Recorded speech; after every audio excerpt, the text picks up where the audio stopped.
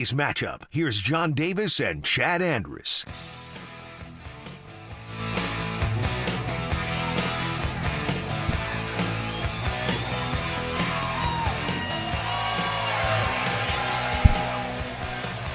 We are down here at Mile High Station. They just had a Let's Go Broncos chant going. A lot of people are in here. They're hyped for the game. They're also cold. So they came into Mile High Station today. But, Chad, here we go, man. We did the pregame all year. I started the last 5 weeks with it. I'm not going to change now. Beginning of the year, did you believe we would be sitting here, AFC Championship week, at home as the number 1 seed? Well, I thought maybe if hell froze over, and maybe it did. Maybe it did. Maybe it did. No, I certainly didn't believe it. This is not a team that I had going this far into the postseason and the quarterback's second season. I certainly didn't think they would be in the game. My opinion, I didn't think they would be here. My goal for this team after they lost in the playoffs in Buffalo a year ago was to be competitive in the divisional round. They obviously achieved that because they won. And we're here, and now they just have to win one game. John, one game at home. That's all it is. Everybody says, with Hostetler and Nick Foles and these examples in the past, they talk about we had a runway. You know what a runway does to me? It creates film. The Broncos don't have to have any film. There's no film on what they're doing today. You mentioned it, one game. This isn't about creating something that's sustainable 8, 9, 10 games down the line. This isn't about establishing anything for the future. This isn't about how are we going to win this in the playoffs. You just got to go out and have a game plan to win today. It doesn't matter if you do it 3-0, 33-3, however you want to do it. You just got to go out there and win. Sean Payton's game planning and all of that is so important today.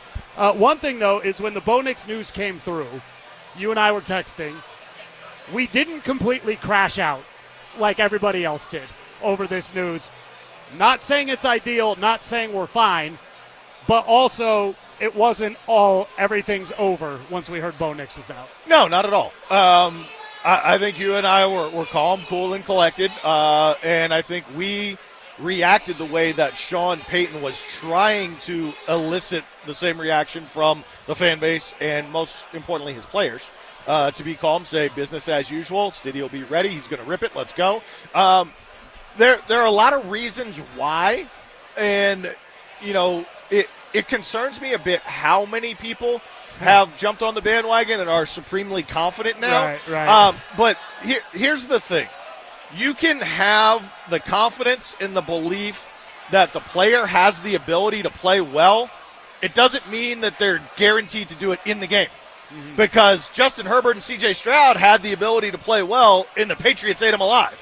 So because we believe he can do it, there's still no guarantee that he will do it in this particular 60-minute game, right? But I think there's hope. I think there's confidence. I think Broncos country feels good. And this is by far the most crowded and fired up Mile High Station has been all season. It looks much more like a huge Big Ten game in the cold with people crammed in, ready to go 3 hours before kickoff, getting fired up than it's looked like most of the pro football games look throughout the regular season. And what's really nice is it's all blue and orange. Haven't seen a lot of the blue and red of the New England Patriots coming through. There's a few of them walking around, but overall it's been pretty good. Chad, one thing that popped up after the Bo Nix injury heading into today, and it's something I really wanted to talk about. Again, I didn't crash out over Jarrett Stidham starting because the Broncos winning has not been predicated on quarterback play all year. It's been the team. That's not to dismiss what Bo does, again. But one thing, everybody going, well, if Bo's hurt, we know we got the quarterback of the future, blah, blah, blah, blah, blah. Here's my thing. This is still your best chance at the Super Bowl that you might get. You can't look at today like, we'll get back. Once we have Bo back. No. Even with Stidham, you are one game away from the Super Bowl. And if you don't get in today, to me, it's still a disappointment. You were still the 1 seed and you didn't get through. You got to match up with a team that's very good, but you can beat. But today, it's still the panic, the urgency. None of that should have gone down when Bo Nix went down. Well, we've had 10 years to be reminded how hard it is to get here and how special it is to be in this position. And we're fortunate enough to live in a city where we have championship expectations, or at least hopes and dreams, for 3 teams. Yeah. And if you ask me right now if you could give a healthy Nuggets team or a healthy Avalanche team one game to get to their championship series, would you take it? And you say, hell yes, I'd take it. Yeah. you put us in a one and done? Yes, so absolutely. You got here, take advantage of it because, again, schedules change year by year. Injuries change year by year.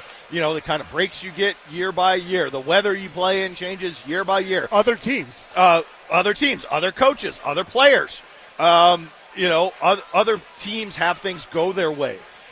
Maybe it comes around where you don't quite get the breaks. You're not as healthy as you were all this season.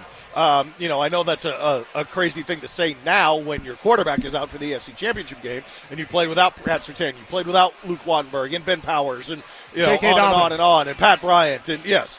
But for the most part, by NFL standards, they've been relatively healthy and they've taken advantage of it. And they've won close games. You're not always going to get those coin flip games. You're not always going to win them. So, yes, when you get to this point and all you got to do is win one game, you have to take advantage of that opportunity.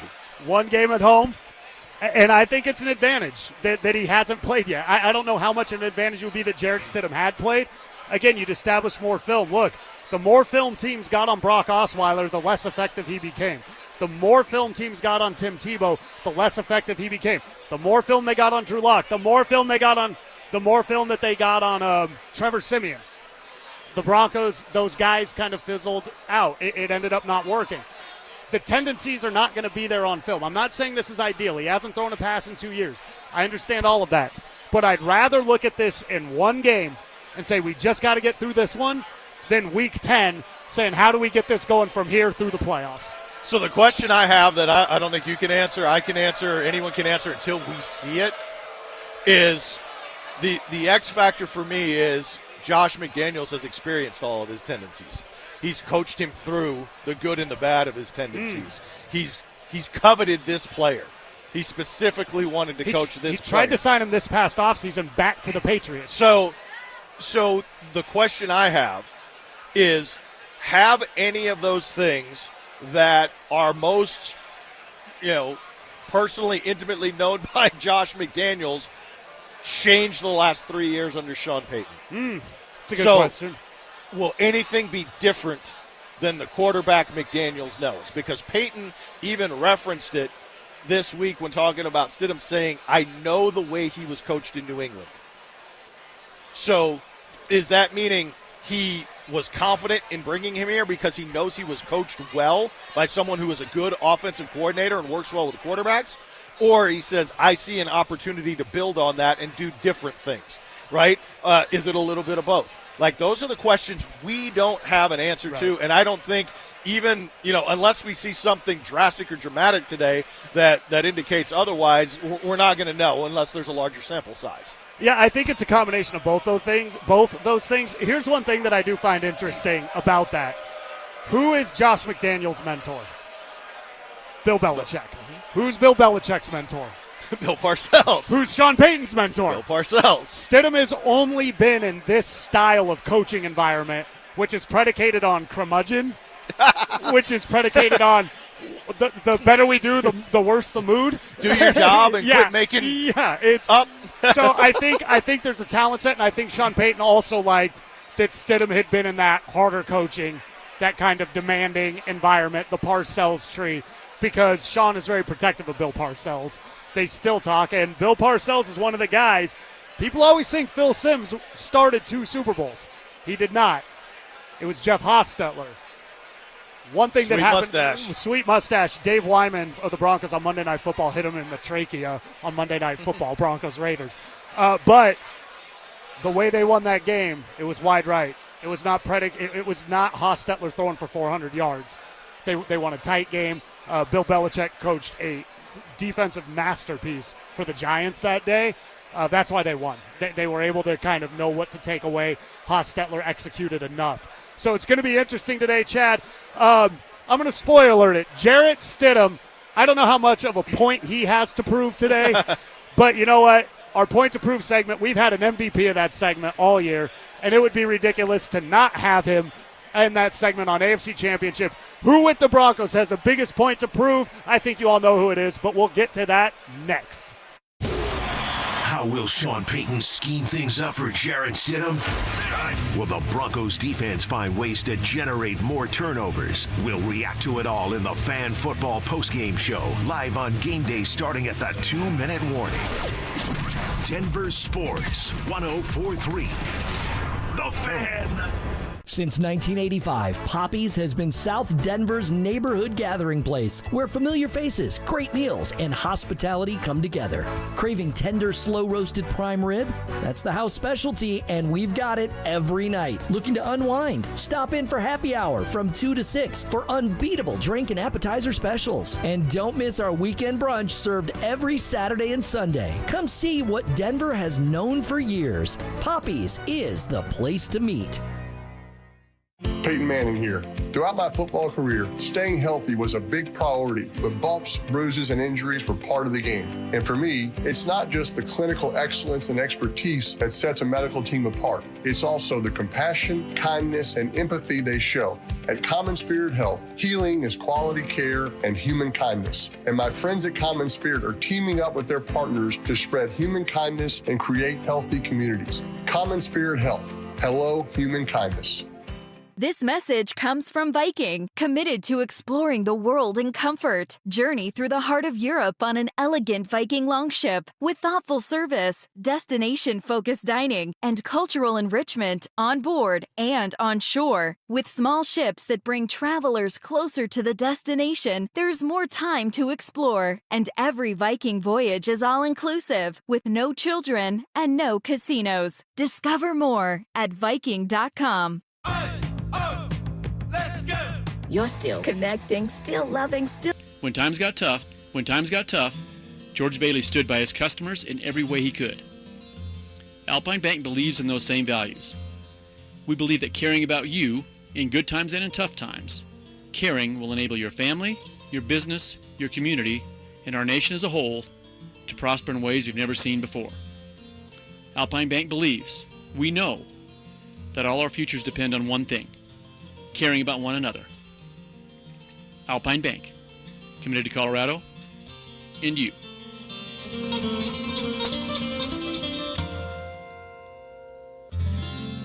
Free barbecue? Yep, absolutely free barbecue.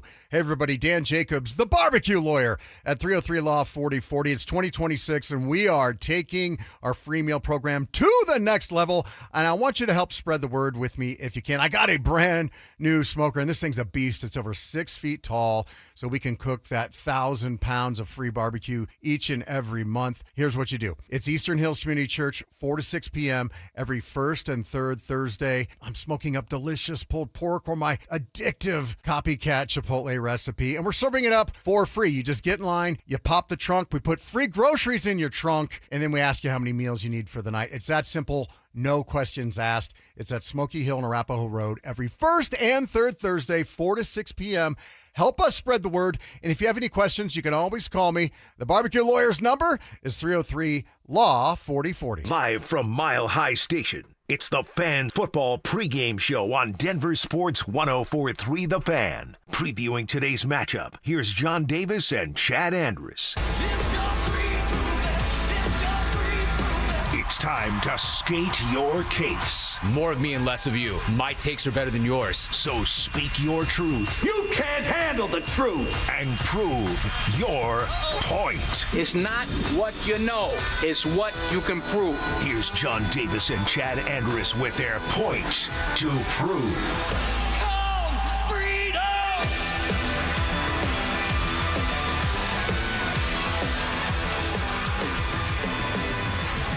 It's AFC Championship weekend. This is the Fan Football Pregame Show. John Davis, Chad Andrus, down here at Mile High Station. Come by and say hi. We've yet to been asked where the bathroom's at today, which is good. Last week it was about every 5 minutes. So, yeah, this might be a day where the wink, wink, nod, nod, the fire marshal looks the other way at Mile High Station. I'm just going to tell you, it's definitely the biggest crowd of the year, without question, whether that's because of the stakes, the opponent, the cold, game time, whatever the case may be. Fire marshal, just carry on about your business. It's very packed in here. Very big game today, obviously. A chance for the Super Bowl on the line. It's point to prove. Real quick, Chad, we're going to get to the star of point to prove. I just want to say, Jarrett Stidham, I don't know if he has, quote-unquote, a point to prove. He wants to prove he belongs in the NFL, but point to prove's meant for people that need to be basically exceptional for the Broncos to win today. Jarrett Stidham needs everybody around him to take care of business to allow him to do enough to get the Broncos a win today. Yeah, I think for Stidham, it's an opportunity. And, like, he has an opportunity to really change his career trajectory and become a starting quarterback and land a big contract in the NFL. So it's an opportunity, but I don't think there's any it's more like a free spin. Like, he doesn't have high stakes riding on this. It's a little bit different for Vance Joseph. It's a little bit different for Sean Payton. It's a little bit different for some of the guys on that defense, and it's definitely different for guys that have been around here for the last decade and not experienced this, like Cortland Sutton or Garrett Bowles. Sean Payton, he tells you what he thinks. A lot of people have critiqued him for how open he's been with his opinion at times. He looped back to it this week to make the point. He always felt that he had two starting quarterbacks on this team. One response I have to that is you played Jarrett for 2 games a few years ago and you went and drafted Bo Nix immediately. So I don't know where the confidence landed. But Sean Payton specifically, we mentioned it in the first segment. He's just got to win one game. Today it's, can you draw up the game plan? Can you out-coach everybody on the other side of the field and come up with something? One game. It's not about proving you can develop a quarterback. It's not about proving any of that. Today you're here to prove, with everything on the line, regardless of the hand you're dealt, you know how to get your team that one W. Yeah, I could be better for 60 minutes than you. Yeah. In under any circumstances. And I think this is the first time in we are now in game 19 of the season. Yes. This is the first time out of his probably 15 appearances on point to prove that he's probably happy to be here, because he's licking his chops and saying, this is my opportunity, this is my time to shine, this makes it about me, and this cements my legacy. If I take a team to the Super Bowl with a backup quarterback, being the second team I've taken there in both conferences, I'm going to the Hall of Fame. It is all said and done, and I'll have an opportunity to win a championship, and then I have 2 weeks to get crazy and do all kinds of trick play, whatever, to try to trick up the Super Bowl. So I think there is a significant part of him that, yes, he would love to have his starting quarterback and a real shot, but I think there is a part of him that says, all right, now it's me. This is about me, and it's not about anything else, and I think he loves that. I think he's into it, and I'll be honest, it's I really liked his demeanor about all of this. I think at some point, for one, you can't panic. You can't get up there and go, oh, man, we're screwed. Yeah, what are you going to do? The fact that within the moment, he was clearly shocked by the news he had gotten, Sean Payton. But when Payton got up there and said, just watch, that was not for us, the Patriots or the Texans at the time, or the fans. That was for the locker room. Yeah. That was for Stidham and the rest of the players. And those guys, they voted last year. They believe in him. The players, at this point, I don't think there's any evidence that these guys don't buy into what Sean Payton does, given how they've continually been resilient over 3 years. You and I talked about, and I do agree, I didn't expect the media to get as behind it as they have the national media. Stidham's the most talked up guy I think I've ever seen, but nonetheless, Sean Payton keeping it like, no. We've got this. I've been a fan of the approach, because if you look at Sean McDermott, if you look at Josh Allen, in the postseason, you have to walk down the enemy. And neither of those guys walks down the enemy. John Elway did it twice. He didn't do that. That's why the Bills are where they're at. So you made the point. Can they? Yes. How do they? That's interesting. So Sean Payton, point to prove. In your mind, is it a protect Jarrett, or is it a let it rip with Jarrett? Somewhere in between. I don't think he's going to focus on protecting him. I think he's going to go guns a-blazing, all out, let it rip. One, the Broncos have really struggled to run the football for a myriad of reasons. Most of that because Sean Payton hates it and doesn't want to do it. But without J.K. Dobbins, it's not something that is a strength of this team. You combine that fact with the stakes of the game, and the Patriots are just better at anybody that's stopping the run. Like, they're not going to effectively run the football. So you can say, protect your backup quarterback, run the ball, shorten the game. You can say all those things, but you're going to be in 3rd and 13 a lot and punting, and then you put yourself in a lot of trouble and you put your defense in a very tough position. I don't think that's the way he's going to play it. I think he's going to say, I can get guys open, and I'm going to give Jarrett Stidham the opportunity to hit them and make plays. I don't think the Broncos are going to run the ball more than 15 times today. Yeah, that's just going off what we've seen and what we know of the coach. I think to come out today and expect some run heavy, because, for one, that would lead me to believe, okay, while it may be logical, the 2 tight ends, the jumbo, okay, we've seen him do it. You don't want to John Fox this thing and play scared and be willing to punt the ball and play good defense. That's playing not to lose. That'll let the Patriots know, oh, these guys don't have Sean it. Payton's not that guy, though. Sean Payton is not the guy who will just fold until he has face cards. He'll go all in with a pair of 5s. And he will try to take it from you. He'll try to steal it. How much do you put on? There's really no game film of Jarrett Stidham with this particular iteration of the Broncos offense, with all these players, kind of with what they've done with Bo versus what they would do with Jarrett. How big of an advantage do you give Sean Payton in that type of game design?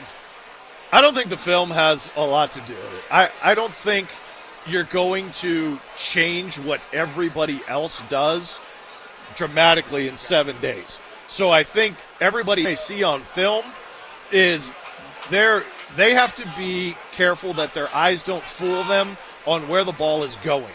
Because with Bo, you may watch a lot of what the Broncos have done, and you may see what the primary read is and how teams have covered it, and then immediately adjusting, well, that's not their hot. And I think with Stidham, there's an opportunity to go primary, secondary, third, okay, now I'm going to dump it to the check down. And if you're overlooking those second and third layers, that is Jarrett Stidham's opportunity. If he processes the game, if he is so smart the way all of the coaches that have had him says he is, and he understands it, and he looks better running scout team offenses than other teams' starting quarterbacks do, that is the opportunity. Whereas Bo will go, this is my primary, not there, get rid of it, hot, don't take a sack, don't get a negative play. The opportunity for Stidham is there are layers in between that Bo has struggled to convert on, and if he can do that, you're going to see a totally different looking offense. The best play Jarrett Stidham made in the preseason was I think it was like a crossing route to Evan Ingram. Ingram took it 70 yards. Ingram gets upfield better than anybody on this offense. Evan Ingram's lack of catches isn't always because of Evan Ingram.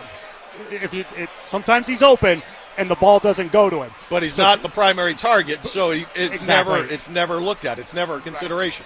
So, yeah, Sean Payton drawn up today, but I'm with you. If anybody thinks they're going to come out and play run heavy, I don't think. If anything, I think there's a deep ball to Mims very, very early in this game because Stidham can hit that, and it's just Sean Payton. Yeah, I mean, look, if they're not going to come out with, Atkins and Prentice and Harvey and run the wishbone. Like, that ain't happening. No. Right? They're not doing that. No. Stidham, like Sean said, he's going to rip it. He's going to rip it. He told you what he's going to do. We've had him checking in all day. It is a cold day, but we're going to have 9 News senior meteorologist Chris Bianchi join us next. Support St. Jude Children's Research Hospital today for a chance to win 2 tickets to Super Bowl 60. One lucky winner and a guest can win 2 tickets to the big game, attend the exclusive Legends for Charity event, and a meet and greet with ESPN's Kirk Herbstreit, plus a 4-night hotel stay, round-trip airfare, and ride-and-share credit. Go to propeller.la/Super Bowl LX for more details. That's propeller.la/Super Bowl LX. No donation required for entry. See official rules on propeller.la for details. Denver Sports 104.3. The Fan. Carl Parr Hobbytown is your Colorado hobby superstore. With 3 locations, Aurora, Lakewood, and Littleton, Carl Parr Hobbytown has the best selection of radio control, die-cast Revell models, toys, games, die-cast, Gundam, Star Wars, Lego, and more. So head into Carl Parr's Hobbytown and make fun happen more. Info at callparshobbytown.com. Call Pars Hobbytown, making fun happen. What's going on, guys? Philip Lizzie here with the one and only Williams Jewelers. And it's a brand new year. And I know there's at least 50 of you listening to me right now who are thinking about popping the question in 2026. And if you're ready to do that, you know you need a diamond. So let me save you some time and money by telling you something as simple as this. You need to go see my jeweler, Williams Jewelers. So whether you're starting the next chapter with your perfect engagement ring, or celebrating a milestone, or finally doing something special for yourself, this is where you need to go. This New Year's, imagine the finest jewelry legends all in one store together, treating you just like family, and their service is going to reflect that. So come shop the finest loose diamonds in Denver. They have every size, shape, and price range you can imagine, and the largest selection of engagement ring settings I've ever set eyes on. Not only are they going to share the secrets of the business with you, but they're going to give you the best price in Colorado, guaranteed. So why wouldn't you want to create moments and memories for yourself and the ones you love by going to Williams Jewelers, the official jeweler of the Colorado Avalanche, Denver's first family of fine jewelers, located in Cherry Creek North on 3rd Avenue and in Inglewood at Broadway and Bellevue. And don't forget to mention my name, Philip Lizzie, when you step through one of those doors. Peyton Manning here. Throughout my football career, staying healthy was a big priority, but bumps, bruises, and injuries were part of the game. And for me, it's not just the clinical excellence and expertise that sets a medical team apart. It's also the compassion, kindness, and empathy they show. At Common Spirit Health, healing is quality care and human kindness. And my friends at Common Spirit are teaming up with their partners to spread human kindness and create healthy communities. Common Spirit Health. Hello, human kindness. Hey guys, believe it or not, golf season is just around the corner, and that means the newest gear and the latest tech are starting to drop. It's Stoke here from my friends at Embers Golf. If you want to hit the ground running in 2026, now's the time to get dialed in. Book a custom fitting at Embers Golf and experience the newest equipment built to elevate your game. I know, trust me, I got set up last year, and spots fill up fast. So get in, get fit, and get ready to play your best season yet. Get everyone in the family ready for golf season at Embers Golf in Westminster. Embers Golf, ignite your game. Never have I ever called my sister from the finish line of my first marathon. Hello? You won't believe where I am. Are you running? Mile 26. I'm gonna make it. Switch to T-Mobile's 55 Plus plan and get iPhone 16e with its advanced camera system on us. Plus, 2 lines for just $30 a line. Guys, I can't believe it. I knew you could do it, babe. That was amazing. Mom, how do you feel? I feel great. I can't feel my feet. Let's take a picture, and then you may carry me to the car. Share every stride, every mile, every memory on America's best network. Switch to T-Mobile's 55 Plus plan and get iPhone 16e on us and 2 lines for just $30 a line. With 24 monthly bill credits and 2 eligible port-ins on Essentials 55 Plus for well-qualified customers with AutoPay, plus taxes, fees, and $35 device connection charge. Credits end and balance due if you pay off early or cancel. Contact us. Finance agreement 128 gigabytes, $599.99 required. Best mobile network in the U.S. based on analysis by Ookla of Speed Test Intelligence data 1H 2025. Visit T-Mobile.com. Mike Evans here for Copperhead Plumbing. Your home doesn't have to flood before you know there's a problem. With the Mow and Flow Smart Water Shutoff System, you can monitor your home's water usage in real time right from your phone. You'll get notified the moment a leak starts. Trust Copperhead Plumbing for professional installation. Ask about installing a Mow and Flow system today. Copperhead Plumbing, built to last. Call us once, you'll forget the past. Copperhead Plumbing. They plumb different. They plumb custom. Live from Mile High Station, it's the Fan Football Pregame Show on Denver Sports 104.3 The Fan. Previewing today's matchup, here's John Davis and Chad Andrus. Down here at Mile High Station, Fan Football Pregame Show. We are now joined on the Johnson Auto Plaza hotline by 9 News senior meteorologist Chris Bianchi. Chris, we know you're out there walking around. How's the energy? It is awesome, guys. It is so much fun out here. It filled up pretty quick, 1 p.m. game. We got down here about 10 a.m. for the first tailgate, and it was already bumping, and it feels that way now still. So I'll say it's deceptively warm outside right now, but it'll cool down quite a bit later on. Well, no, you're tailgating, so it must be a beautiful day, just like all the 60-degree kickoffs in the regular season, right? Yeah, exactly. Not exactly the San Diego weather we had all year, but it's you know what? I mean, again, I've got a million layers on, and I would advise everybody else, if you're going to the game, to do the same. But the kind of important note, especially if you're listening to me and you're in the parking lots, you're going, oh, it's kind of okay right now. It's cold and not that bad. bring the extra jackets. I would just say that a million times because it's going to get colder through the game. We get a cold front in the middle of it, and that's going to bring us clouds and much colder temperatures. Chris, I've been going my whole life. I tell everybody, subtract 20 from whatever degrees it is. That's what it feels like when you're in that stadium and it gets cold. But, Chris, with that, the Patriots, they come from New England, Boston area. Everybody's told me they play in the cold. How is Denver cold different than the cold that they experience out there in New England? That's actually a really good question. It's so obviously it's typically a higher humidity in New England. So it's kind of a wetter cold, and it feels a bit colder. So a 30-degree temperature in Denver is going to feel warmer. We obviously get more sunshine. We're a drier location.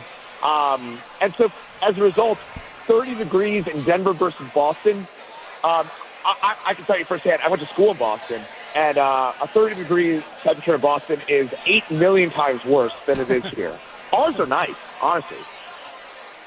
Chris, we talk about this so often with the Colorado Rockies at altitude, and it's a different discussion in the summer. But now in the cold, both of these teams have really top-notch, consistent kickers. How does the flight of the ball differ, not only at the elevation with the distance they gain normally, but now that it's cold, what is the difference there for those guys? Well, cold air, that'll actually allow it to travel.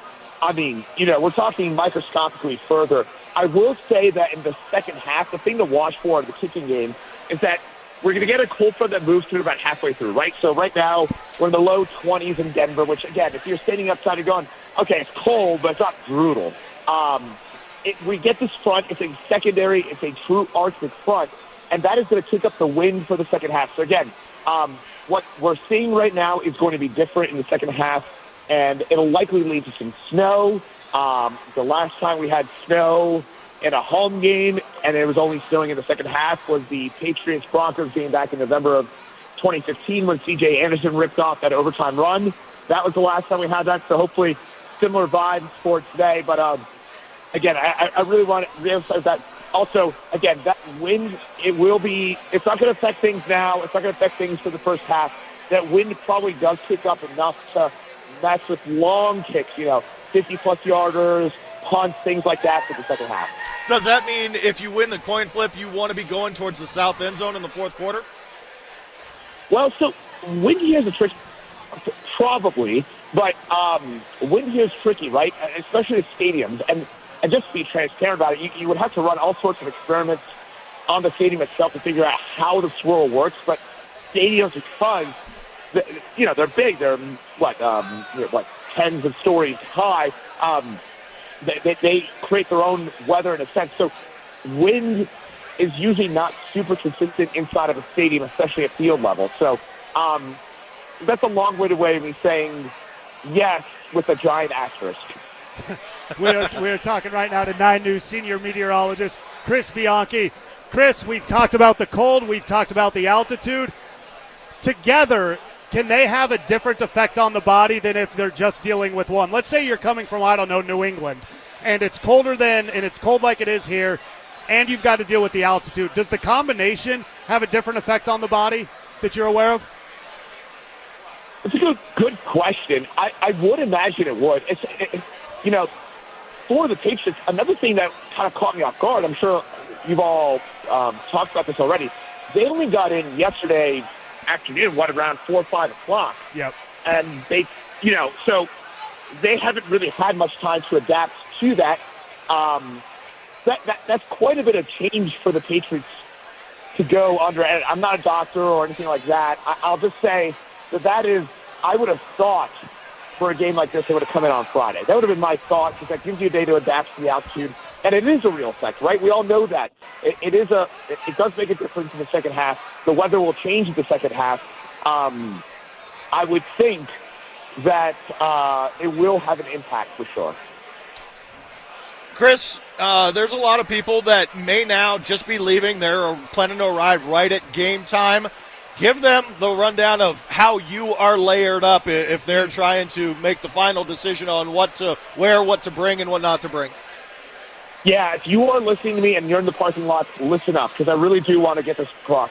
bring the extra layer. If you're hemming and hawing, you're like, I don't know about this, bring the extra layer. I'm telling you, even though right now you're going, it's not that bad, it is going to get colder. It is going to get windier as the game wears on. We get a cold front in the middle of the game. So what you're experiencing now is going to be different in about 2-3 hours' time. So that's the main point I want to get across. The other thing I would say, too, is just bring something for a snow, because we'll likely have some snow by the end of the game. It's going to be very, very close as to whether we're talking about accumulating stuff on the field. My guess would be probably not. It's going to be close. It looks like around 4 or 5 o'clock to the tail end of the game when the snow starts to stick a little bit. So just be ready for that as well if you're heading into the game. But again, if you're, I don't know, should I bring that extra jacket? Should I bring those gloves? Bring them. Trust me. Yeah, don't worry about looking cool. Wear everything you got to wear to be warm today. Chris, this is a Broncos show. You're out here at the game. You've given us some good stuff on the weather, but let's talk football. Where's your confidence level on Jarrett Stidham today? I'm pretty confident. I'm part of City Nation here. There you go.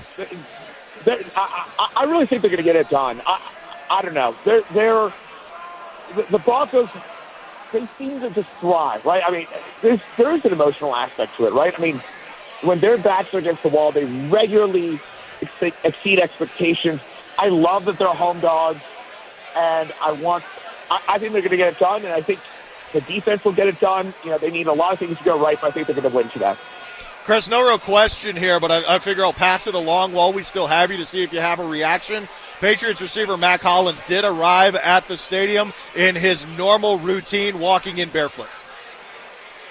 Hey.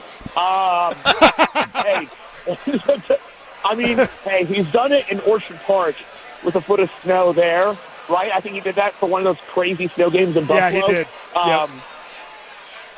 Well, I guess what's an 18-degree day in Denver compared to that, right? I don't know. It's not that different. By the way, final thing that I'm not sure it's been discussed.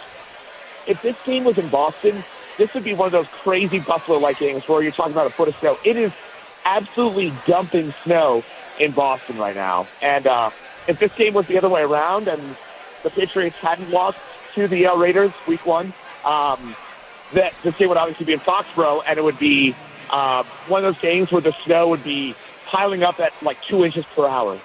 So what you're telling us is all those insufferable New England sports fans are trapped inside and are going to have to suffer watching the Broncos beat their team today. Exactly right. That is exactly right. Bingo. And I don't know how the Patriots are getting out of here either. I don't know how they're going to get back to Boston after the game with it nuking snow. Maybe there's a direct to Cancun. I don't know. Hey, Chris, just last one. We know. Thank you for joining us. We know where you're leaning on this one. Why don't you give us your official prediction? Broncos-Patriots today. I'm going to go Broncos 23, Patriots 10. I really believe in this team. I think they're going to get it done today. And I know that sounds like a big score line. It's just if they're going to win, right, we all know this. It's going to have to be turnovers. It's going to have to be the defense getting after Drake May. And if they do, and Drake May starts hearing footsteps early, I have a hard time seeing the Patriots coming back from that. That's my opinion. Hey, Chris, I know you're going to be at the game. You're going to be wrapped up in it, but on your social media accounts, is there going to be like a halftime update for when that front might come in and hit in the second half? Oh, yeah, I'll be on it. I'll admittedly be, because of the cold, honestly, like getting my gloves out and stuff like that. But I'll try and be updating on my social media, Bianchi Weather. I'll be doing my tweeting thing and stuff like that. Yeah, I'll be keeping an eye. Awesome. Chris, thank you so much for joining us. Enjoy the game. Thanks, guys. Go Broncos. Go Broncos. And that was Chris Bianchi, 9 News senior meteorologist. Biggest point there, and I think it's super important. It is going to be so cold. You cannot wear enough clothing. Don't worry about looking cool. Don't worry about having to carry too much. It feels so much colder when you're in that game, specifically, where you're sitting. Some are in more shade than others.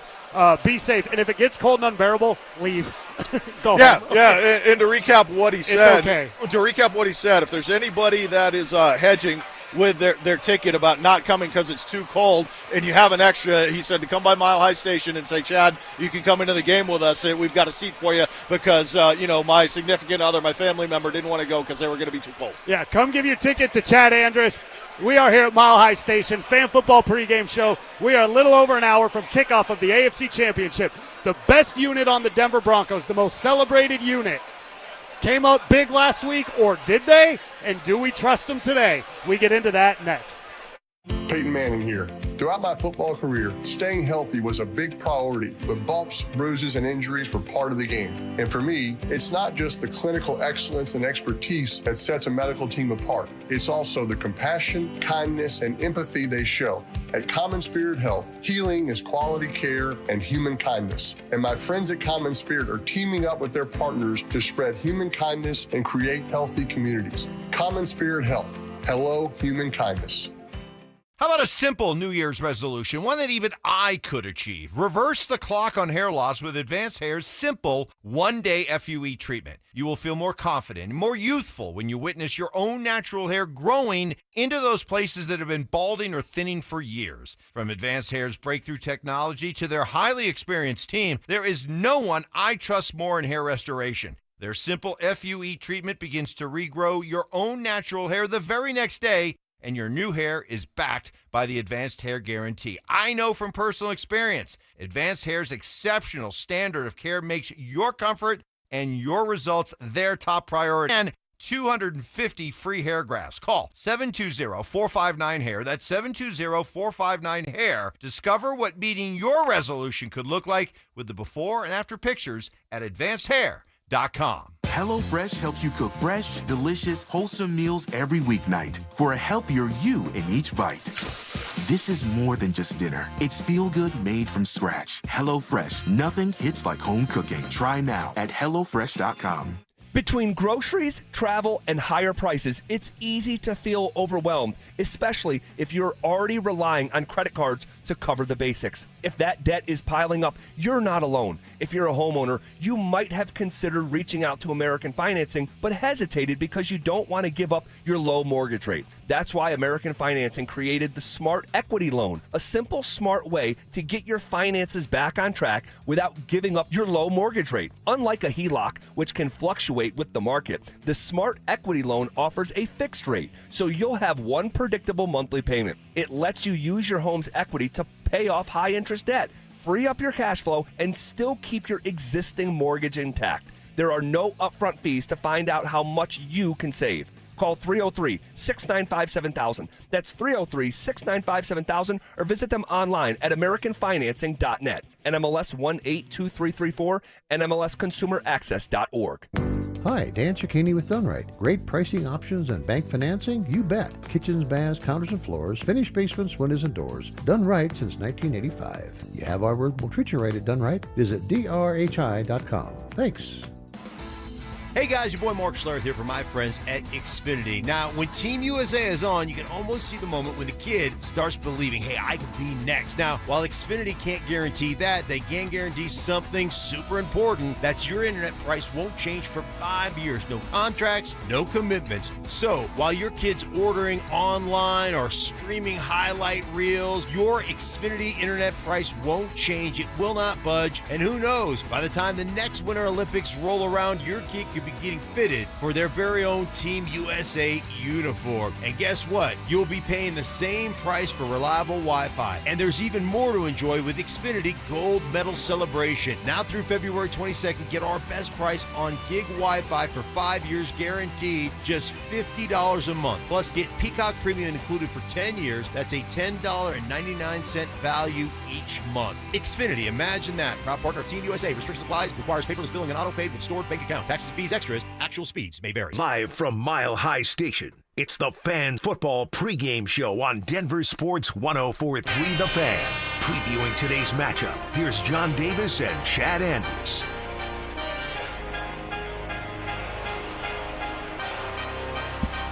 We are about 1 hour and 15 minutes from kickoff. AFC Championship. Denver Broncos, New England Patriots. Chad, it's kind of wild. In the 80s, the Broncos played 3 consecutive AFC Championships appearances, not years, against the Cleveland Browns.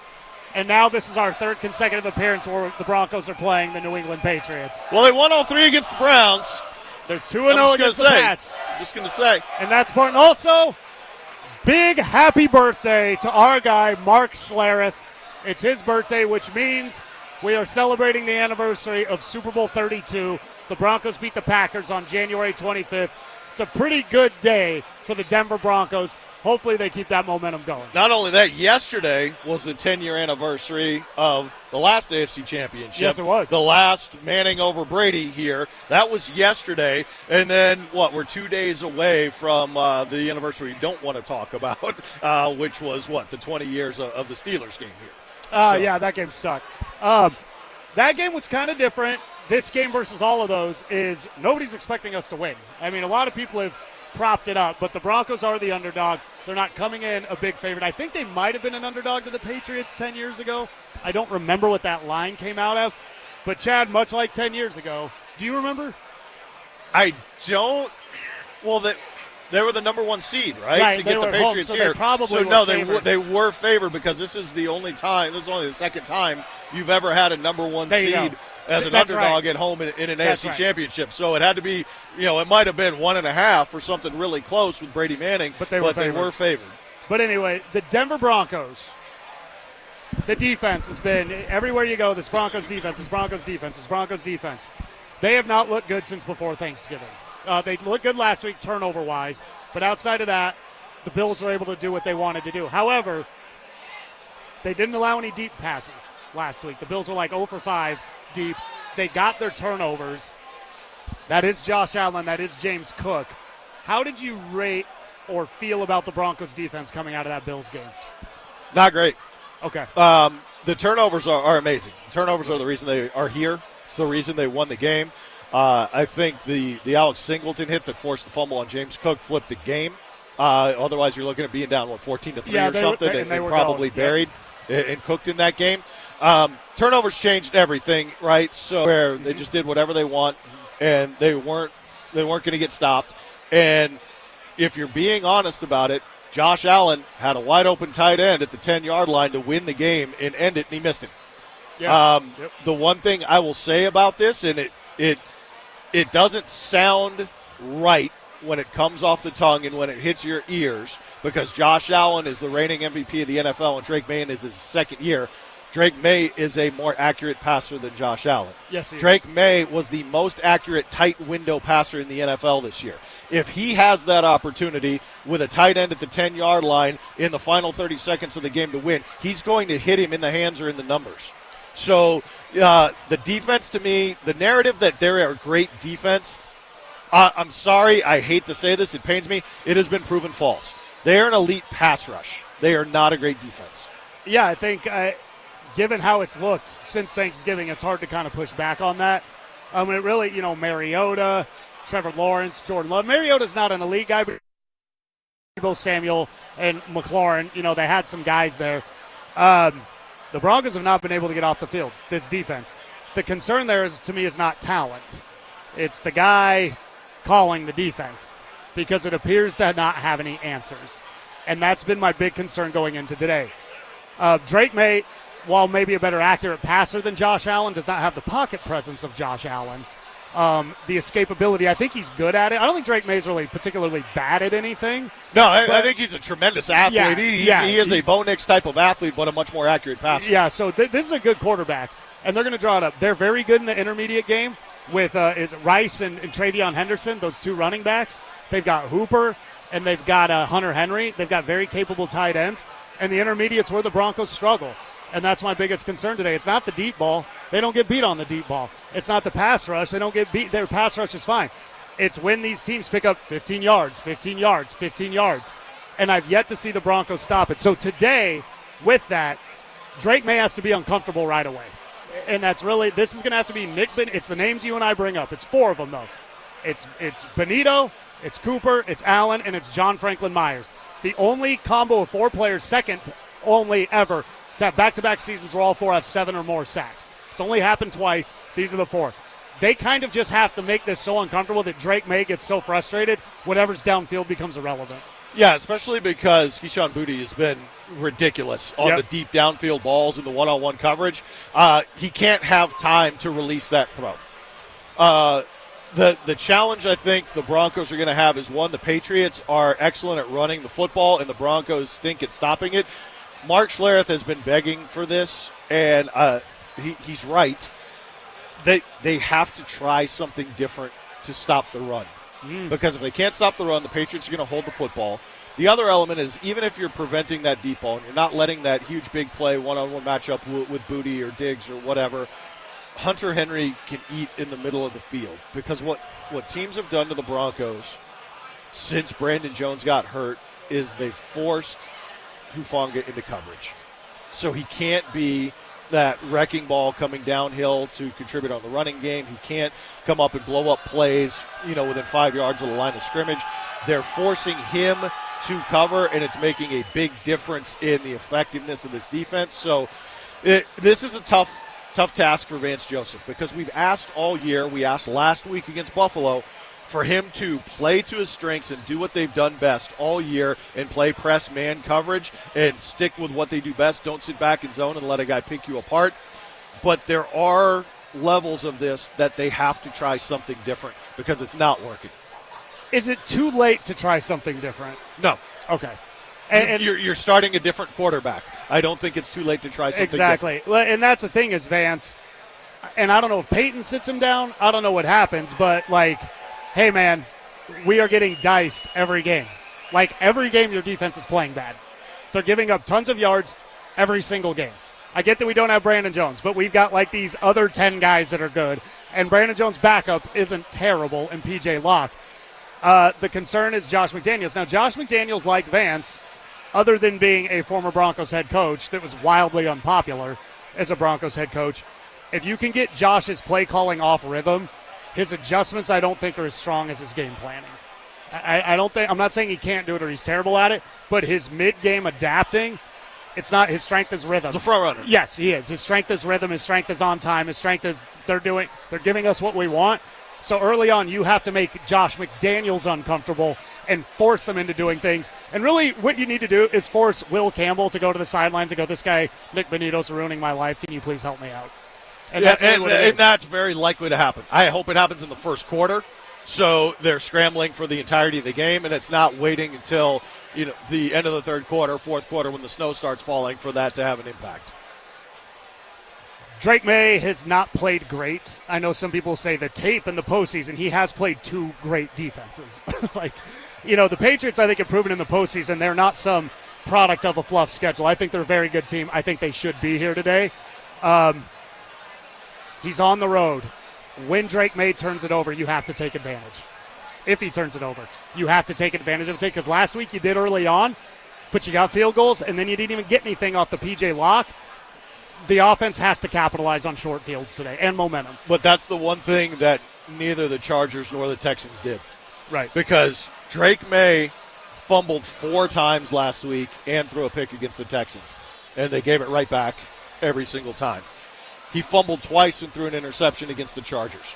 So while he's played 2 very good defenses, comparable to what the Broncos are capable of doing, especially on the pass rush side, they've been able to exploit his pocket presence and knock the ball loose. But you got to win that 50-50 scramble for the ball. It's got to be a turnover, not just a fumble that they recover and he gets another chance at it. He has put the ball in jeopardy 8 times in 2 playoff games. You have to take it away at least twice today. Vance, you've got as much talent as Houston, more talent than the Chargers. Pull up the film, do what they did. I mean, it's all right there. Because the Patriots, they can't just change who they are offensively. They can. There's wrinkles, and Josh will have them. The left side of their offensive line is terrible. Yeah, and the Broncos should eat there. The thing that can offset that is if the Patriots continue to just pound and run the ball, and Ramondre Stevenson goes crazy, and Henderson gives him a blow and pops off a big long one with his speed. Those are the 2 things that throw everything out of whack for VJ and the Broncos defense, is if they cannot stop those guys. It'll be interesting to see. They're going to have to pick their poison somewhere. You got to either give up the pass or the run. or you got to be willing to, between the 20s, give one of them up. Patriots also aren't great on third down, and they're not as great in the red zone. They're terrible in the red zone, and that could be the difference. Is maybe you do give up the rushing yards between the 20s, and if you can get the stops in the red zone and kick field goals, they'll make them, but it gives you an opportunity to respond. Maybe the most popular name in all of football this week is the Denver Broncos backup quarterback. Jarrett Stidham gets his start today. How capable do we think Jarrett is to go out and get that victory for the Denver Broncos, and how does Sean Payton game plan to help him out? We do all of that next. Peyton Manning here. Throughout my football career, staying healthy was a big priority, but bumps, bruises, and injuries were part of the game. And for me, it's not just the clinical excellence and expertise that sets a medical team apart. It's also the compassion, kindness, and empathy they show. At Common Spirit Health, healing is quality care and human kindness. And my friends at Common Spirit are teaming up with their partners to spread human kindness and create healthy communities. Common Spirit Health. Hello, human kindness. Texting enrolls you into recurring automated text messages. Consent not required to purchase. Message and data rates may apply. Man, I love seeing the old gang at these reunions. Did you see Brian? He's in better shape than he was 25 years ago. How is that even possible? Yep, I ran into him a few weeks ago and had to ask. He told me he started taking Nugenix Total T2. The testosterone booster? Yeah, but it's way more than that now. It also skyrockets your nitric oxide in as little as 3 hours. I started taking it right away and I'm already seeing results. I was wondering what you were doing. You seriously crushed me in that pickup game last week. Yep, after 40, energy, strength, drive, it all starts going downhill. But with T2, I feel like my old self again. Stronger, leaner, and my energy is way up. My wife even noticed a difference. They're giving out complimentary bottles right now. Just send them a text. Text TAP to 215215 for your complimentary bottle of new Nugenix Total T2. Text now and you'll also get a free bottle of Nugenix Thermo X, our most powerful fat incinerator. That's TAP to 215215. These statements have not been evaluated by the FDA. Product not intended to diagnose, treat, cure, or prevent any disease. Looking to upgrade your kitchen, laundry room, or outdoor cooking area? Look no further than Mountain High Appliance. Family owned and operated for the past 31 years. I'm Brad Barnett, president of Mountain High Appliance. We have hundreds of appliances hooked up live for a true try-before-you-buy experience, plus professional delivery and installation. Our price match guarantee ensures you receive the best deal, and special financing options make your purchase affordable. When it's time for new appliances, think Mountain High Appliance. Mountain High Appliance, your favorite appliance store. Thank you. Imagine finding your dream home and moving in right away. No waiting to sell your old place first. Sounds perfect, right? That's exactly what Orchard's Move First, Sell Later program lets you do. Buy your new home now and sell the old one later. Here's how it works. Orchard gives you cash so you can buy and move into your new home first, on your timeline. No waiting, no showings, no double moves. Then the Orchard experts take it from there. They handle repairs on your old home for you so you attract the right buyers. Once they're done, a local Orchard agent lists and sells your home for top dollar. Orchard's Move First program gives you the freedom to buy and move into your new home first and sell your old home later. Buy before you sell and get top dollar for your home with Orchard. Ready to find out how much your home is worth? Visit Orchard.com to get your free home valuation. That's Orchard.com. Dan Jacobs with 303 Law 4040. Hey, I got a real cool story I wanted to share with you. Many years ago, my lovely wife Kimberly wrote down a prayer that said, God, make me a lighthouse so I can be a light to others when they're in a dark place. She filed that card away both in her heart and her prayer box. And then about 3 years ago, I asked my wife to leave her job in corporate America and come help me open up 303 Law 4040. And she absolutely loves it. She really feels like helping other people when they are hurting and don't know what to do is her calling. So here's the really cool part. A few weeks ago, a client came in to pick up a check and said to Kim, I really want to thank you. You were a lighthouse to me when I was in a dark place. It gave me chills when Kim told me that. If you've been hurt in an accident, it really is our honor to help you in your time of need. Call us anytime at 303 Law 4040, where you always get to speak directly with me or my lovely wife, Kimberly. That's 303 Law 4040. Go ahead, save that number in your phone. You never know when you're going to need it. It's 303 Law 4040. KKFN and KKFN HD1 Longmont, Denver. You're listening to Denver Sports 104.3. The Fan. Live from Mile High Station, it's the Fan Football Pregame Show on Denver Sports 104.3 The Fan. Previewing today's matchup, here's John Davis and Chad Andrus. Fan Football Pregame Show. We are an hour from kickoff. Got some people walking in front of us, nice and bundled up. If you're listening to us, there's potential that it's too late. You got what you got with you, but it is going to be so cold in there, and you cannot be too safe. You cannot be dressed too warm. Layer up, wear as much as you can. Be prepared for anything. And, dress as warm as you can today, Chad. And if you're wimping out and sending someone else to the game with an extra ticket, tell them to come by here and give it to me. Yeah, Chad Andrus, Mile High Station. He'll take that ticket off your head. He's dressed for it. But Chad, hey, my buddy Bart sat in front of me in the South stands for years. He's standing right there. Chad, here we go. Jarrett Stidham. We saw, you and I were laughing at the clip. He rolled in dressed like a cowboy today. Had the, that kind of hide with the sheepskin and the jacket. Yeah, there you go. And the Bruce Brown and the cowboy hat. With that, Chad, today it's going to be pretty wild. Denver Broncos, Jarrett Stidham going into this game. The thought that we're going to do it with a backup quarterback, that the Broncos are going to try to do it with a backup quarterback, is almost insane, yet not impossible.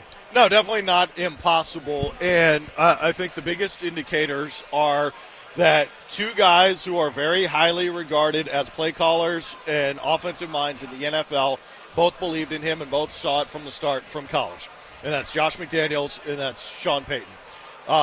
McDaniels has believed in him twice, not only in New England, where he installed him as the backup quarterback to Tom Brady, meaning he came in as a rookie with an offense Brady had been running for a decade plus, and picked it up right away and understood it, and they had enough confidence in him to be the backup. So he processed the information. He understood what was going on. And then McDaniels, when he left and took the Raiders job, first thing he did was went out and got Jarrett Stidham. So he clearly believes in his abilities and what he brings to a team in whatever role he's playing in the quarterback room. Sean Payton gave him a contract immediately when he got here. It's like his first move. Yeah, it was one of the first three things he did for sure. And they paid him good, too. And has since prevented a trade request for him, has denied those, and brought him back. He's paid him $12 million. So those two guys' belief in him, I think, is enough for everyone as fans, for us as media, for everyone that you've been hearing pump up Jarrett Stidham this week to go, okay, these guys know what they're talking about, and they bought stock in them. So let's see what this looks like, and I think we're going to give him a good opportunity to showcase what he can do. And Josh McDaniels tried to sign him to the Patriots this offseason. So a lot of guys, they really, really like Jarrett Stidham. Couple things, though. I brought it up earlier. Sean Payton started him for 2 games in 2023, then went and drafted Bo Nix. So clearly there wasn't this is my franchise guy. A lot of people point to that game Stidham played against for the Raiders against the 49ers a few years ago. 300-plus yards, 3 touchdowns. I do want to comment, he did throw 2 interceptions, and they lost. So there's a couple things there. While people point to that, it is still imperfect in some of the stats and the results. That said, 3 years in the system. I think that matters. A smart guy. We've seen him in preseason. I get that it's preseason. But he looked better than Bo. Season. The tight ends, I do think Bo is a more effective quarterback. And I don't think anybody right now would start Jarrett Stidham over Bo Nix in this game. Let me be clear. But there's things that Jarrett Stidham does better than Bo Nix that defenses watching film on the Broncos will not see, which can help the Broncos today. Yeah, my only question is are we sure they won't see it? Josh McDaniels has enough experience with him to understand what he does and what he's capable of. I hope they don't see it. I hope they're not ready for it. And I think maybe the best case scenario for Stidham and Payton and the Broncos is maybe they are ready for it, but there's still nothing they can do about it. That's the big one, is the execution. And I think the difference is Bo Nix is his biggest strength is keeping the Broncos out of negative plays. So first and foremost, Jarrett Stidham has to find a way to do that. He can't take sacks. He can't turn the ball over. He can't make dumb plays. That is priority number 1. The question is if that is accomplished, are we going to see Stidham be a different quarterback than Bo in saying, okay, primary read is covered. I'm going to look secondary, third option before I dump it off to the escape route, the hot route, where Bo may be more likely to go straight there and keep himself out of a negative play. Will Stidham do that, and will defenses be able to cover at 4 levels instead of 2 levels, right? That is the question. That is the hope, I think, for Broncos country, that Stidham can execute on that level, but it's a lot easier said than done. I think the big one today is it's something you and I have talked about all year, specifically late in the year. It's the trenches. It's the offensive line and the defensive line. The Broncos' offensive line, I like the matchup versus the Patriots' defensive line. It's not to say they're bad. They've been sacking the quarterback. But the Patriots have also gone up against the 2 worst offensive lines in the NFL in the postseason. If Jarrett Stidham has time, and he's who Josh McDaniels and Sean Payton both seem to agree that he should be able to effectively move the ball down the field. But they've got to protect him because he is more prone to take sacks. He took 5 when he started for the Broncos against the Raiders. That game was weird. Jerry Jeudy kind of refused to catch the ball that game. But overall, you've got to protect this guy today, the offensive line. And it looks like Wattenberg's playing, but Forsythe is not. But they've got to protect him as good as they can. You give Jarrett Stidham time. If he's a smart guy, he's going to be able to march the ball down the field on New England.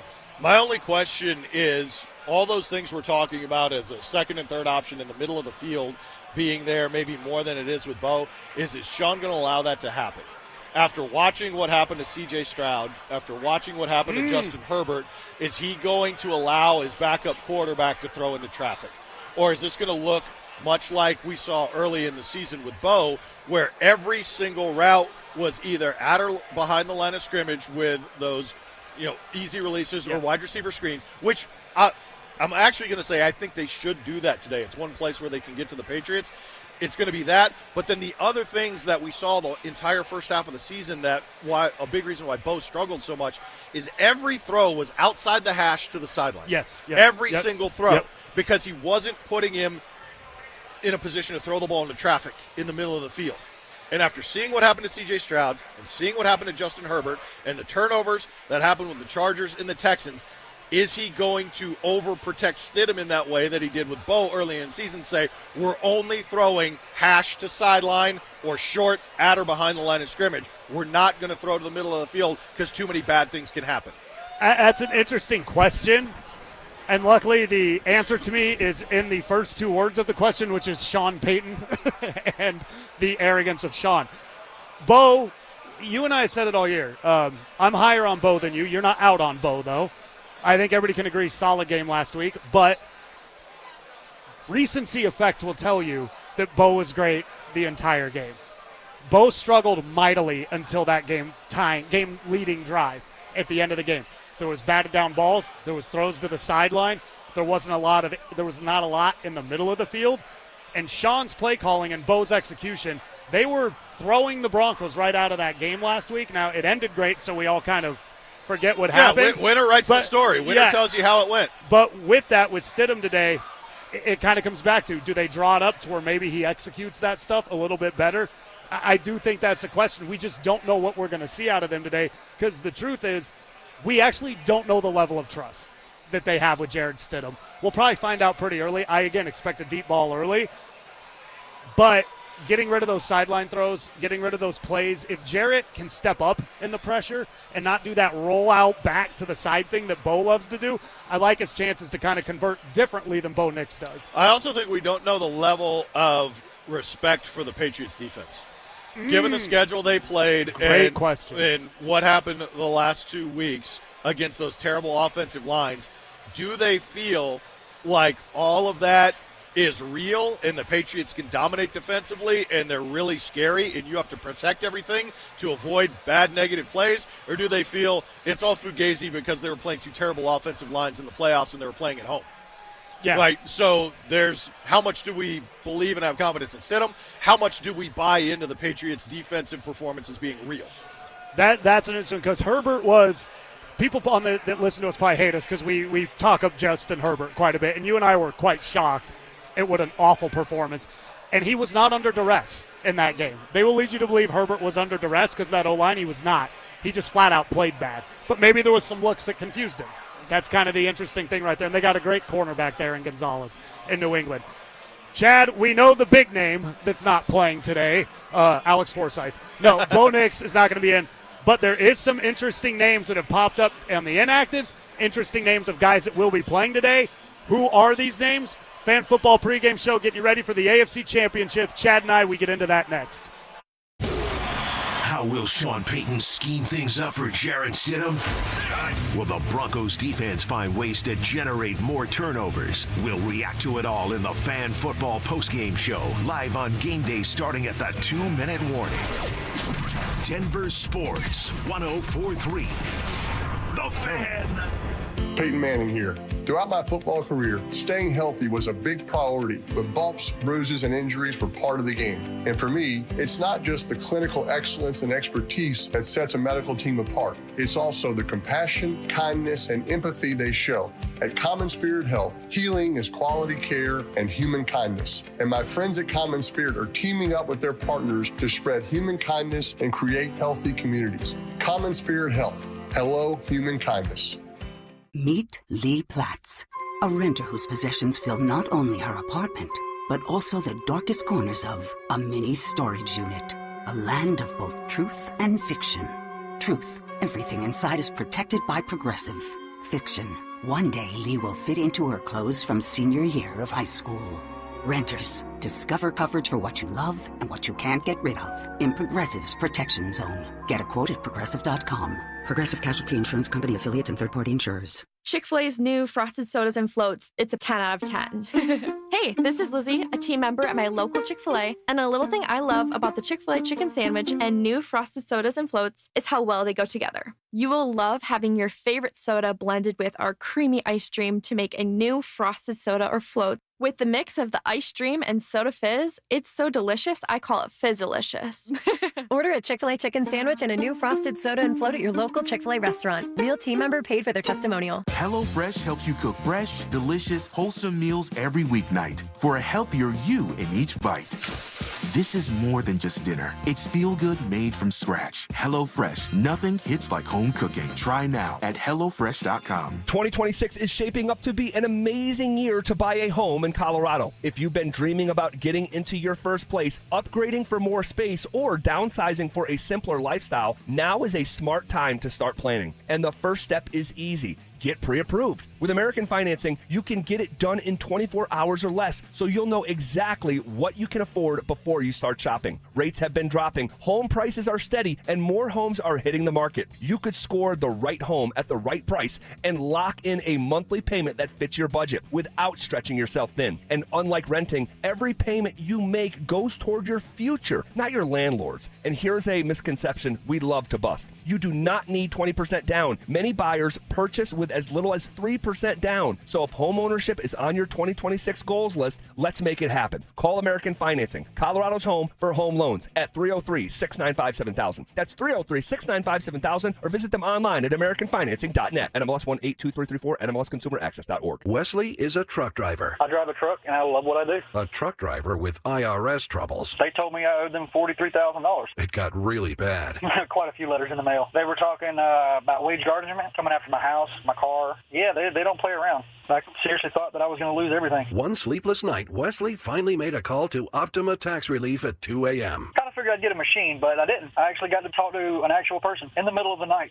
He found just what he was looking for. Oh, they were great people. You need a team of people that know what they're doing. Optima Tax, they know what they're doing. Optima Tax Relief came through with flying colors. I saved an incredible amount of money. Happy don't even come close. I was absolutely overjoyed. Take Wesley's advice. If you're in any kind of trouble with the IRS, call Optima Tax Relief. Don't trust anybody else. Call Optima for a free consultation. Call 800-343-6460. 800-343-6460. 800-343-6460. Optima Tax Relief. Some restrictions apply. For complete details, please visit OptimaTaxRelief.com. Live from Mile High Station, it's the Fan Football Pregame Show on Denver Sports 104.3 The Fan. Previewing today's matchup, here's John Davis and Chad Andrus.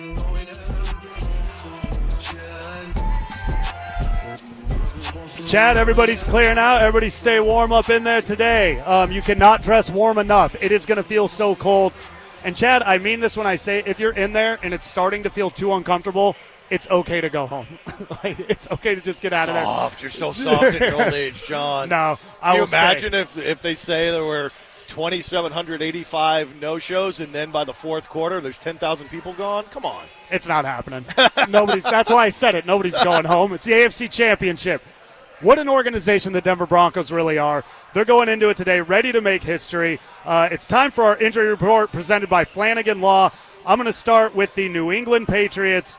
Kind of one that people take a notice of. Outside linebacker Harold Landry, cornerback Kobe Minor, tackle Marcus Bryant, guard Caden Wallace, tight end CJ Dippre, wide receiver Efton Chisholm, and quarterback Tommy DeVito. Danny DeVito also inactive today. Danny DeVito will not be playing today for the but Harold Landry, Marcus Bryant, those kind of pop out on that Patriots list. We've known that, though. Yeah, Broncos is Savion Jones, Jordan Jackson, Michael Bandy inactive at the receiver spot, Alex Forsythe, the backup center, inactive, Kareem Reed, J.L. Skinner, and Troy Franklin with the hamstring inactive as expected. A couple on there. Bandy means Elijah Moore is playing for the first time with the Broncos. I'm actually interested in that. Bandy's had some success in the limited we've seen him. He's got a touchdown. He had kind of a big catch and run against the Texans. He fumbled a punt, but other than that, Bandy's been pretty solid. He won't be returning punts today anyway if he did play. Troy Franklin, we've known about. Forsythe, that's an interesting one. He's been kind of banged up. That means Wattenberg is back, but we don't know how healthy Wattenberg is. For some reason, re-aggravates an injury. The Broncos will be down to their third-string safety. Center. Yeah, and he hasn't played in a month. Right. And it's very cold. Yeah. In case you didn't know, it's cold outside today. That I think is the biggest one. Wattenberg, the thing I think, if he can stay out there the entire time, he's got the most experience working with Stidham from the first year when Russ was a quarterback as a backup center. Yeah. So, they've done all kinds of snap exchanges together to where that should be familiar and hopefully not have any issues today. I didn't expect Troy Franklin to play after it's a hamstring. Once you know a hamstring, you're not playing the next week. Right. The Pat Bryant thing is a little bit surprising to me. He is going to play. He's going to wear a Guardian cap, but Johnny's had a concussion in 2 of the last 3 games he's played. He probably shouldn't be playing. I mean, that extra day and protocol because they played Saturday. But I'm surprised that he's playing. They said he was asymptomatic. But thank goodness he is. But 3 catches on the first drive last week. Oh, he was everything to him last week. Early on, he's a possession guy in a cold game if we're going to work the intermediate. One other name on the Broncos inactives, J.L. Skinner. That's a special teams guy, and he's pretty solid on special teams. He also comes in on the nickel and dime packages as well. I do think they like Devon Key back there. He recovered the fumble last week. But J.L. Skinner, the Broncos finally kind of got that special teams figured out. Now when you got a guy that's kind of exclusively on special teams, been there all year, not being there, I think that's something to actually kind of watch for the Broncos today. But overall, the big one there, Wattenberg is playing for the Broncos at center. Forsythe, for a backup center, I thought did a pretty solid job. However, you did see pressure up the middle a little bit more. Wattenberg being back, he got that contract. He's like, does he deserve it? I think his absence makes the heart grow fonder. I think we learned he was a little more valuable in his absence than people thought. So Wattenberg back. You got the best offensive line in the NFL. We talked about it last segment. You protect Jarrett Stidham today, you have a good chance of leading multiple scoring drives that will allow you to kind of win this one, probably in the fourth quarter. It'll probably be close, but they're always paramount. Close. Yeah, it is so important to protect that guy today and not let this Patriots pass rush, which has gotten some confidence in the last week, go off. Broncos offensive line grading out number 1 in the NFL against the pass rush, and their pass rush grading out number 1 as well against other teams' offensive lines. So if the game is won in the trenches, the Broncos have a huge advantage there. In terms of the Patriots, their pass protection, they have a very good pass offense against pass defenses because Drake May is such an accurate passer into tight windows. But their offensive line against the pass rush is ranked 26 out of 32 teams. You can get pressure. It's just the quarterback has been that good to where the passing game has still been effective despite the fact that they don't block for him very well. And one thing you pointed out there that we talked about earlier, it's something we've talked about. The Broncos' defense is an elite, but the Broncos' defense pass rush is elite. As good as the Chargers' defense is and as good as that Texans' defense is, neither pass rush is as good as the Denver Broncos. Texans is right there, but it's not quite. It's got 2 guys on the end that they don't have what the Broncos have in the middle. Not 6 guys. Yeah, it's the Broncos. It's that 6. It's a name I'm going to bring up, and I'm probably giving away a key to the game here. John Franklin Myers is a guy it's almost like Aaron Gordon at times, where you're like, oh, we forgot about that guy because we were so worried about all this other stuff. To where he's a guy today, he's healthy again. The hip seems to be feeling good. He didn't seem to be bothered about it last week. John Franklin Myers is a guy that in this matchup, they just at some point can't focus on everything. And the Patriots are going to have to be like, we just whatever lineman's there, we got to trust this guy to block John Franklin Myers. I think that's a really important part of this matchup today. Look, they got 5 guys. Okay, even if they add an extra, right, or if they add 2 tight ends, they still are going to have to account double teams on the left side of their offensive line. The left side of their offensive line cannot protect against the Broncos. They are going to have to double team there. So where else are you going to take advantage of those one-on-one opportunities? That's one of them.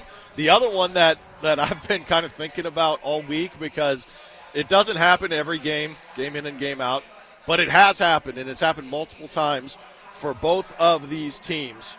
John, you're the resident Broncos historian here. You remember Luther Ellis. Joan Ellis. Yeah. Luther Ellis has 4 sons that made it to the NFL. 2 of them are in this game today. Right.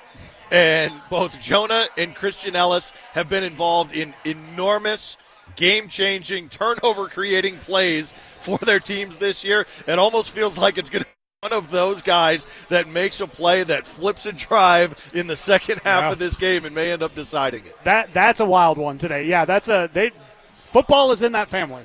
You think? Wait, and is it Christian Ellis? One of the other ones played for Sean in New Orleans, I believe. I don't remember. There's so many of them. Yeah, there were 4 of the kids played in the NFL. One of those brothers is going to make a big play in this game. Do you think Elijah Moore is playing because of the speed with Troy Franklin being out? Yes. Versus Bandy. It's a schematic reasoning, most likely. Yeah. Yes. Because if you have an opportunity with Stidham maybe taking more shots down the field than Bo, and you can't just have Marvin Mims being the one guy that can run away from people. Right. Because Cortland Sutton doesn't do it, Pat Bryant doesn't do it. So you need 2 guys, and maybe one of them is just running a clear out. Yeah. So that middle layer that we talk about so often, that 15 to 20-yard throw underneath is open because one of those guys burned it down the field. And it can't just be Marvin Mims every time. Yeah, and that's kind of my thought on it too. Which also, hey, Sean didn't throw the deep ball from about week 4 till last week. So that's one thing. But, yeah, Elijah Moore, that's one to watch today. He's a speed guy, Troy Franklin out. But that was our injury report presented by Flanagan Law. Focus on healing. They'll take care of the rest. One last time this season, we are joined by our 9 News Broncos insider, Mike Klis, and we will talk to Mike next. Support St. Jude Children's Research Hospital today for a chance to win 2 tickets to Super Bowl 60. One lucky winner and a guest can win 2 tickets to the big game, attend the exclusive Legends for Charity event, and a meet and greet with ESPN's Kirk Herbstreit, plus a 4-night hotel stay, round-trip airfare, and ride-and-share credit. Go to propeller.la/Super Bowl LX for more details. That's propeller.la/Super Bowl LX. No donation required for entry. See official rules on propeller.la for details. Denver Sports 104.3. The Fan. Peyton Manning here. Throughout my football career, staying healthy was a big priority, but bumps, bruises, and injuries were part of the game. And for me, it's not just the clinical excellence and expertise that sets a medical team apart. It's also the compassion, kindness, and empathy they show. At Common Spirit Health, healing is quality care and human kindness. And my friends at Common Spirit are teaming up with their partners to spread human kindness and create healthy communities. Common Spirit Health. Hello, human kindness. Every Christmas, you watch a classic movie. The one with Jimmy Stewart is caring banker George Bailey, and the one with the other kind of banker, Henry Potter. You watch It's a Wonderful Life because you are searching for someone who cares about you, a man like Jimmy Stewart's George Bailey. But you wonder, is the notion of a caring banker a fantasy? This is Glenn Jamarot. I'm president of the Alpine Bank family, member FDIC. Alpine Bank believes in one guiding principle, caring. We believe that if we put our customers and communities first, then everything we all hope for has the chance to come true. The most valuable thing one person can give another is caring. When you care, everything else just follows. Alpine Bank, committed to Colorado and you. What's going on, guys? Philip Lizzie here with the one and only Williams Jewelers. And it's a brand new year. And I know there's at least 50 of you listening to me right now who are thinking about popping the question in 2026. And if you're ready to do that, you know you need a diamond. So let me save you some time and money by telling you something as simple as this. You need to go see my jeweler, Williams Jewelers. So whether you're starting the next chapter with your perfect engagement ring, or celebrating a milestone, or finally doing something special for yourself, this is where you need to go. This New Year's, imagine the finest jewelry legends all in one store together, treating you just like family, and their service is gonna reflect that. So come shop the finest loose diamonds in Denver. They have every size, shape, and price range you can imagine, and the largest selection of engagement ring settings I've ever set eyes on. Not only are they gonna share the secrets of the business with you, but they're gonna give you the best price in Colorado, guaranteed. So why wouldn't you want to create moments and memories for yourself and the ones you love by going to Williams Jewelers, the official jeweler of the Colorado Avalanche, Denver's first family of fine jewelers, located in Cherry Creek North on 3rd Avenue and in Inglewood at Broadway and Bellevue. And don't forget to mention my name, Philip Lizzie, when you step through one of those doors. Who wants the lowest rate for life? I do. Everyone does, but it's only U.S. Mortgages. Lock in a low rate today, and if rates fall in the future, we will redo your loan and lower your rate without any lender fees, including the appraisal. There's no limit to the number of times you can do this. Always have the lowest rate for life. Get our 475 5-year fixed rate, 5.89 APR. Call 303-LOW-RATE or online at usmloan.com. All loans subject to approval and change. See website for complete details. License number 392126. Men, it's the new year, and for many of us, it's a time of deciding to make positive changes in our lives. This is Jeff for the Rocky Mountain Men's Clinic, and if you're suffering with erectile dysfunction and are tired of the frustration and embarrassment ED causes, you should call the Rocky Mountain Men's Clinic today, because there probably isn't a better resolution you can make than to be done with ED. You see, ED doesn't just affect you, it can also affect your partner, even if they don't talk about it. But here's some great news. If you're like most guys, the treatments at the Rocky Mountain Men's Clinic will give you back your sex life, because our protocols have success rates that work in well over 90% of cases. Seriously, you might even find you're performing like you haven't in years. So, make an appointment and get ED out of your life. Your initial visit is only $99 and includes blood work, a medical consult, and if medically advised, a test dose. And if that test dose doesn't work in the office, your visit is free. Call 720-440-7900 or go to RockyMountainMen'sClinic.com. That's RockyMountainMen'sClinic.com. We have 5 offices across the Front Range to serve you. Live from Mile High Station, it's the Fan Football Pregame Show on Denver Sports 104.3 The Fan. Previewing today's matchup, here's John Davis and Chad Andrus.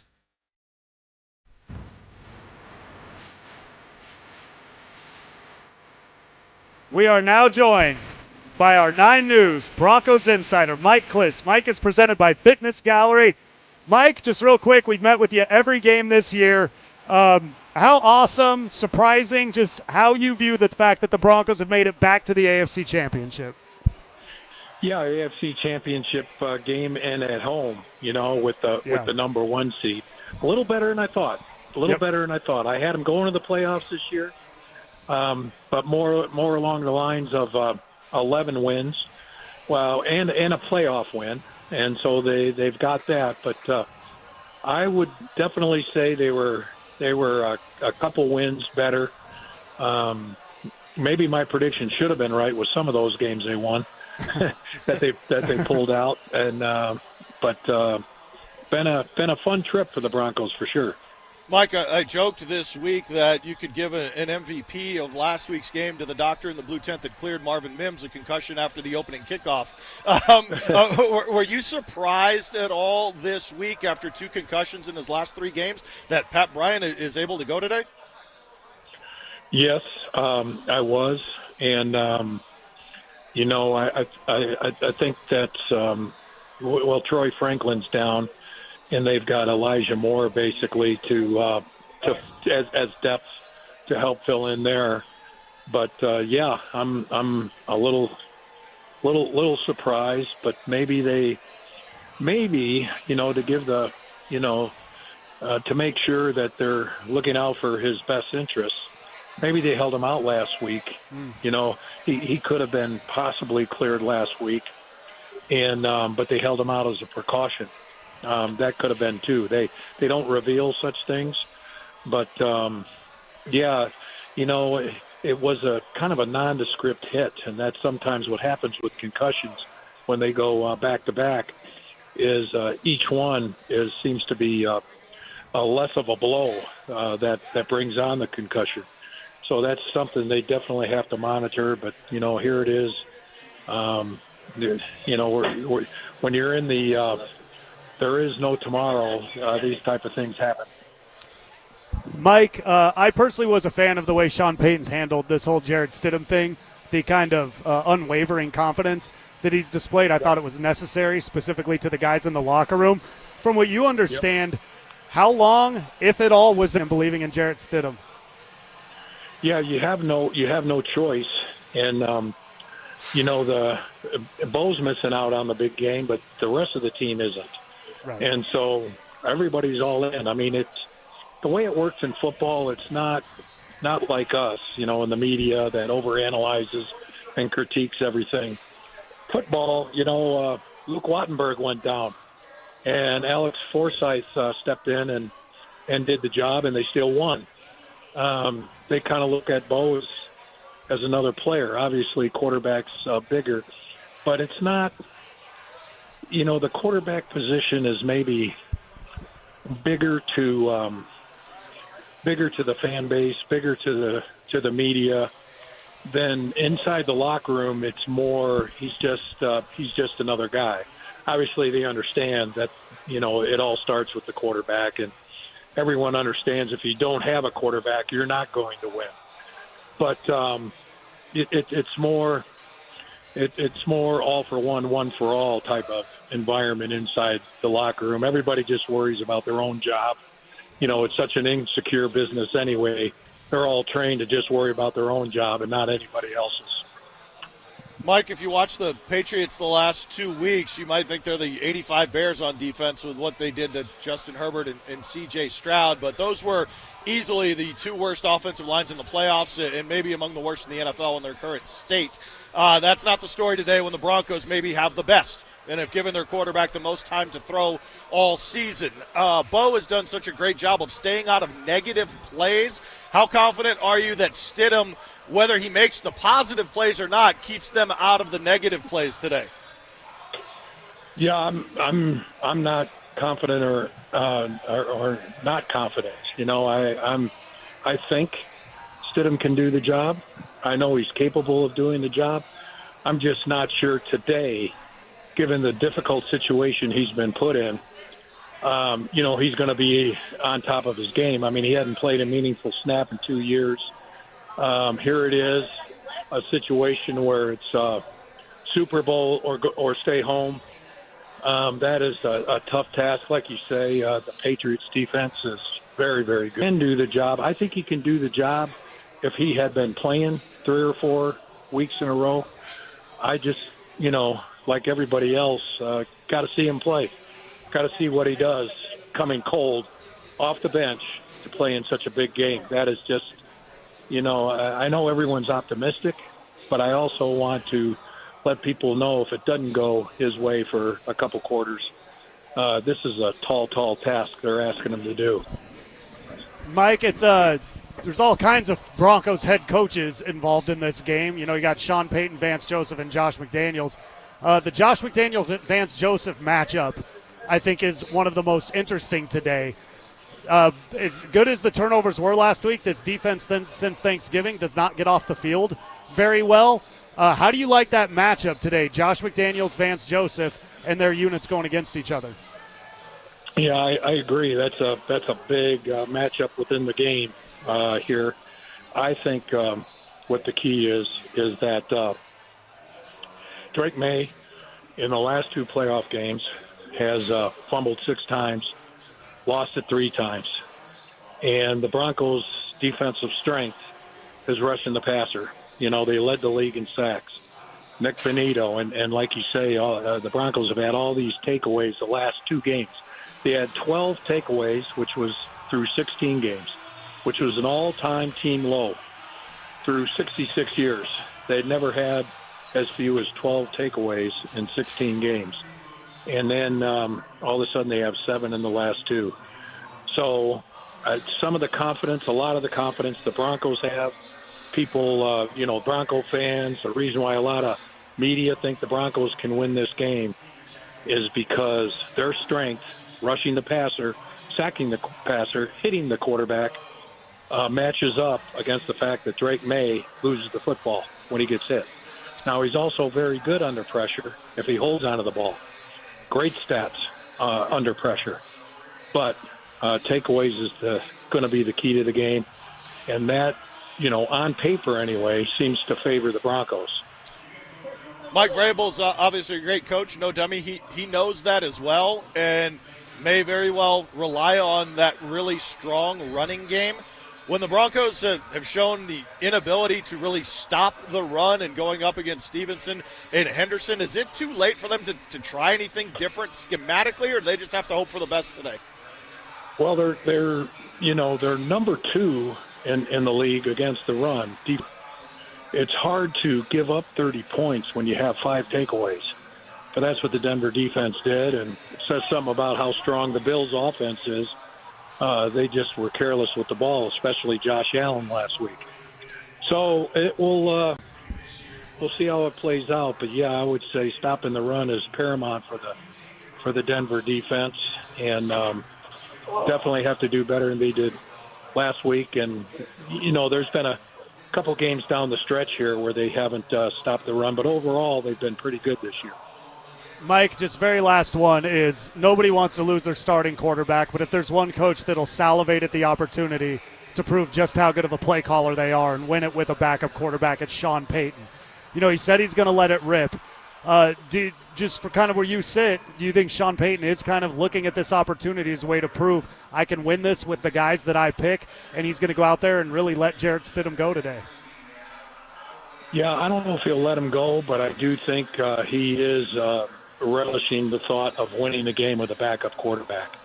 I think Sean knows it would really kind of cement his legacy as one of the all-time coaching greats. There's so many. There's been a lot of them, a lot of coaching greats here, and they're kind of backed up as far as the Hall of Fame goes. Sean Payton has the right to start thinking about the Hall of Fame. If he wins this game and gets to the Hall of Fame with a backup quarterback, it would kind of the cherry on the sundae. He's already really good, and everyone knows he's really good. But to win with a backup quarterback, that would give him some extra lauds, that's for sure. Mike, you've joined us all year, all the way through the AFC Championship. Thank you. Hopefully we're talking in a couple weeks. All right, guys, I enjoyed it. Go get them. That was our 9 News Broncos insider, Mike Klis. Mike was presented by Fitness Gallery. It's like Sean Payton said, 2 weeks or 28 weeks. It's going to be one of those two. It's one of those two. Keys to the game and predictions as we get you up to kickoff next. Peyton Manning here. Throughout my football career, staying healthy was a big priority, but bumps, bruises, and injuries were part of the game. And for me, it's not just the clinical excellence and expertise that sets a medical team apart. It's also the compassion, kindness, and empathy they show.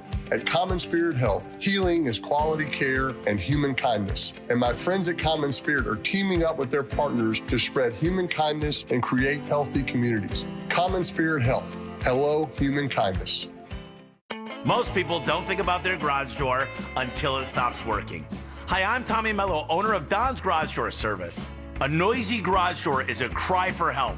Most repairs are simple, but if left untreated, they can turn into costly repairs. Your garage door works hard every day, and a little maintenance goes a long way. We fix garage doors fast with quality parts designed to last a lifetime. There's never a good time for your garage door to break, whether you're rushing to work or you're trying to get the kids to school. We know how much you rely on your garage door. That's why we offer same-day repairs, because life doesn't wait, and neither should you. Over 90,000 five-star reviews don't happen by accident. They happen by putting people first. Fixing your garage door is what we do, but making your life easier and your home safer is why we do it. Families trust us because we deliver, and we'd be honored to earn your trust too. From repairs to upgrades, call Don's Garage Door Service today. Download the see if you qualify for Albert Instant Advance. Not all customers will qualify. Transfer fees may apply. No Albert subscription is required for Instant Advance. Please see the Albert app or albert.com for subscription pricing. Subscriptions can be canceled at any time. Kylie, what's wrong? I just got hit with a car repair bill. I'm behind on rent, and I feel like I can never save any money. Have you tried the Albert app? You can get up to a $1,000 advance fast to pay for car repairs, bills, rent, groceries, whatever you need. Plus, Albert can help you find ways to save and give you a custom budget to actually grow your money. Albert can get me up to $1,000? Exactly. But they do more than get you up to $1,000. Albert is your financial assistant, helping you budget, save, and spotting you money in a pinch. I'm downloading Albert right now. Download the Albert app and use promo code PLAN to get up to $1,000 for your bills, rent, groceries, and more. The Albert app helps you budget better and save more money so you reach your financial goals faster. Download the Albert app right now and use promo code PLAN to get up to $1,000. Use code PLAN to get up to $1,000. Happy New Year, Susan. I really appreciate you picking up the bill for lunch. I'm happy to. One of my New Year's resolutions is being better with money. So I've started using Upside, the free app that pays you cash back for buying gas. Wait a minute. Are you saying you actually get paid cash when you buy gas with the Upside app? Yes, I earn cash back just for buying the gas I was already buying. Does that actually add up to anything? I'll make $200 to $300 this year. Wow, that's serious extra cash. I'm downloading the Upside app now. Download the free Upside app now in the App Store or Google Play and start earning cash back on everyday gas purchases. Use promo code RIDER for a 25 cents per gallon bonus on your first tank. That's up to 50 cents per gallon on your next fill up. You can cash out anytime, right to your bank account or a gift card for Amazon and other brands. Just download the free Upside app and use promo code RIDER for a 25 cents per gallon bonus on your first tank. That's code RIDER. Code RIDER.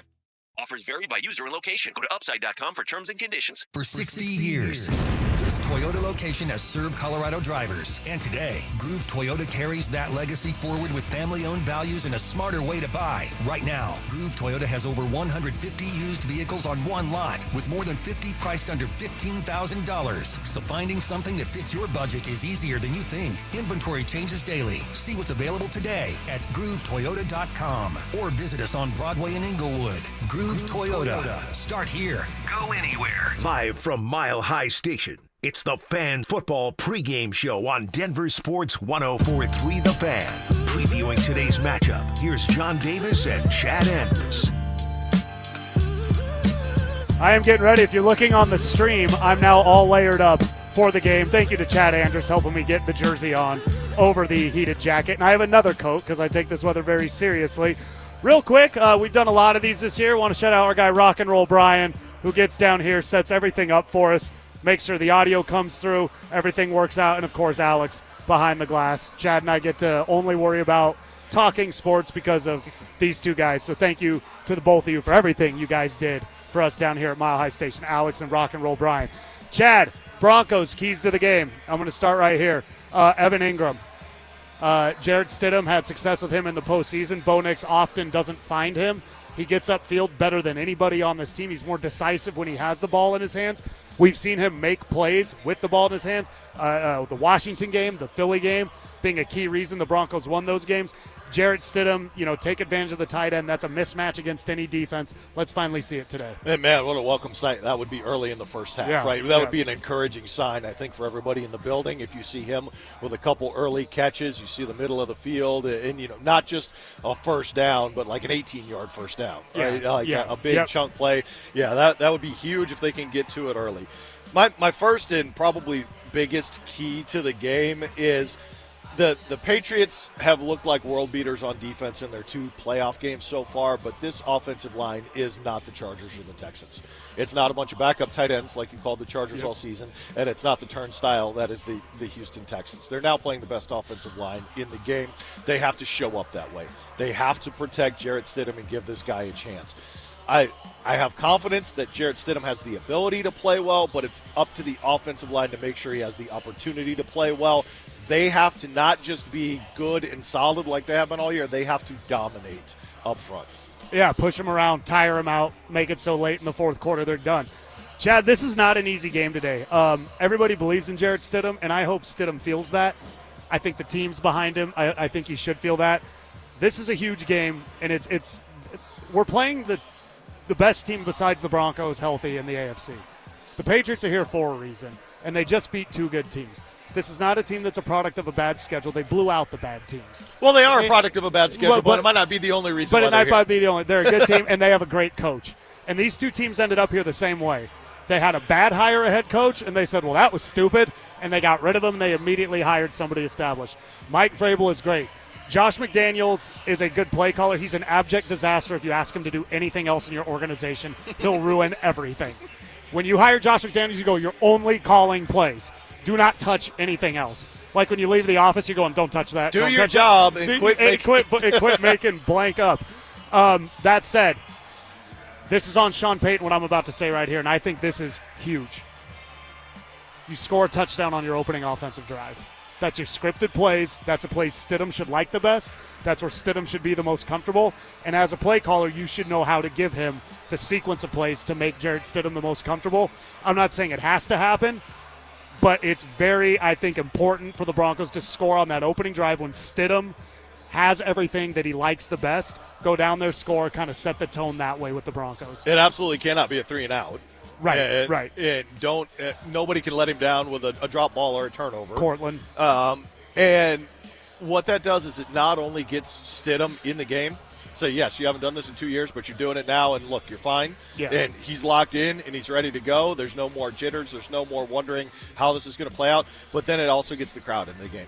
The crowd is like, okay, he can do it. Like, we saw them go score. So it would be enormous if they can get that done early on. I hope that Sean can accomplish that with the scripting, with the best of what he has in the bag without being gimmicky. Yes, yeah. Without having to trick it up. Yeah. I'm not talking about Frank Crumb, right, catching passes. I'm talking about the offense operating as it is designed to operate and going down and doing that early. John, the pass rush has such a tremendous advantage against this Patriots offensive line. I know it's a lot to ask given what they did or didn't do all season and what they were able to do last week to replicate it and do it again. Minimum, they must force 2 turnovers. I agree. Absolutely. I agree. It's got to be 2 or more for the Broncos to win this game. Yeah, I couldn't agree more. And, you know, what was really important about what Benito did last week, specifically the second one, is he put it on film. Is a team that fumbled 4 times last week from the quarterback position. He was hit from behind every time. And that's where Drake May is on his way to being one of the top guys. He already is. Let me be clear on that. But there's certain things that are gained through People experience. want him to be the MVP. Yeah, and he earned it. Pocket awareness of a Josh Allen, of a Joe Burrow, he just hasn't played.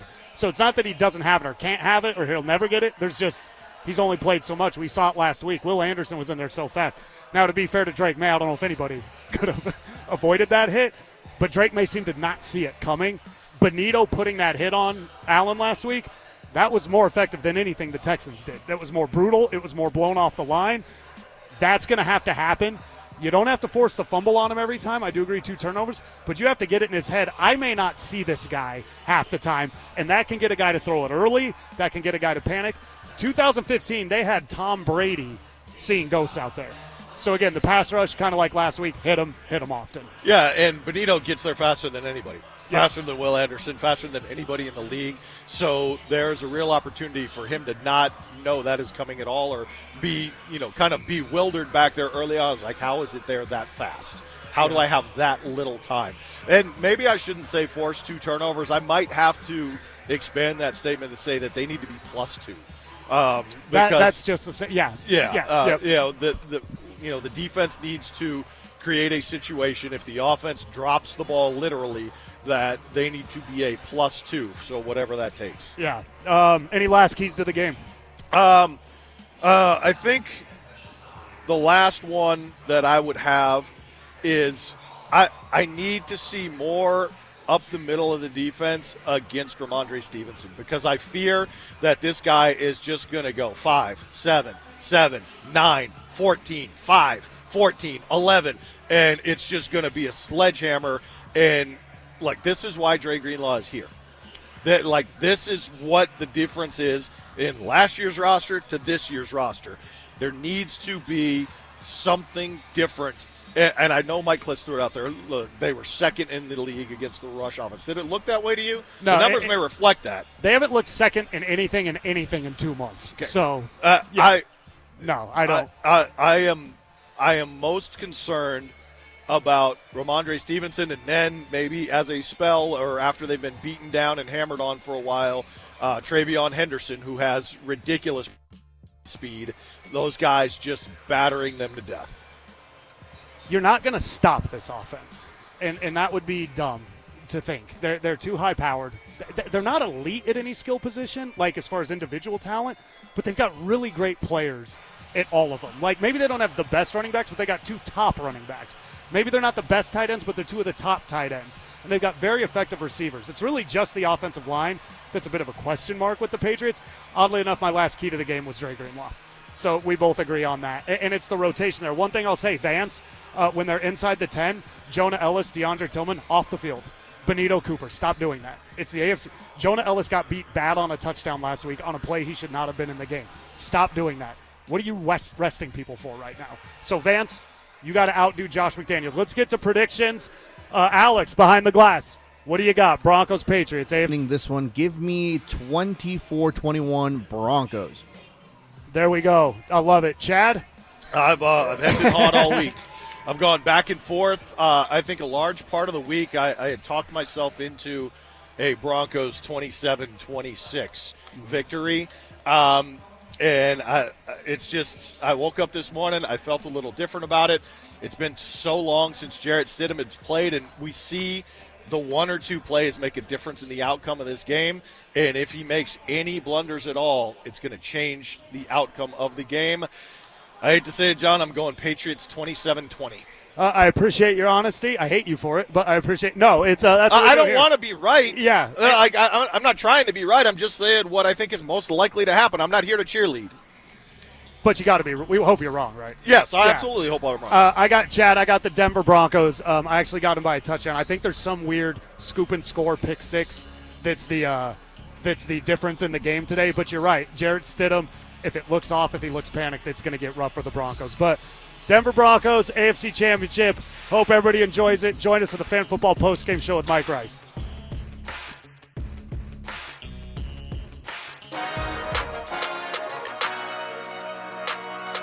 It's a gorgeous day here in Denver, approaching 50. Sunny skies for New England. And Denver with the winner to advance to Super Bowl 50. As Thomas has a linebacker on him in the slot to the right, 2nd and 10. See if Manning finds it. There's got someone else open, and it's a touchdown. It's Owen Daniels to the end zone. Brady looking around, and he is taken down. Ware was there. The 2 guys on the outside, Ware and Miller combined. One stop takes them to the Super Bowl. Here's Brady. Rolling out, rolling and throwing. It's tipped in the air, and it's intercepted. Denver wins it, heading to Super Bowl 50. They pick it up, and they go deep down the field, and the pass is caught. No, it's McMillan has the football to the championship game. Here it is on the way, and the Denver Broncos have won it in overtime. Watch out. Just watch.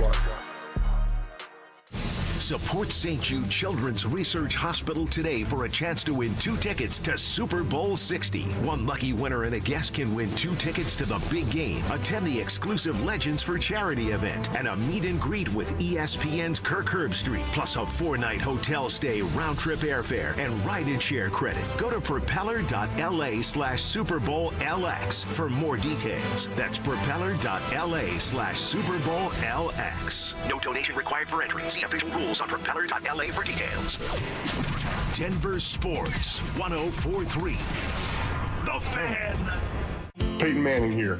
Throughout my football career, staying healthy was a big priority, but bumps, bruises, and injuries were part of the game. And for me, it's not just the clinical excellence and expertise that sets a medical team apart. It's also the compassion, kindness, and empathy they show. At Common Spirit Health, healing is quality care and human kindness. And my friends at Common Spirit are teaming up with their partners to spread human kindness and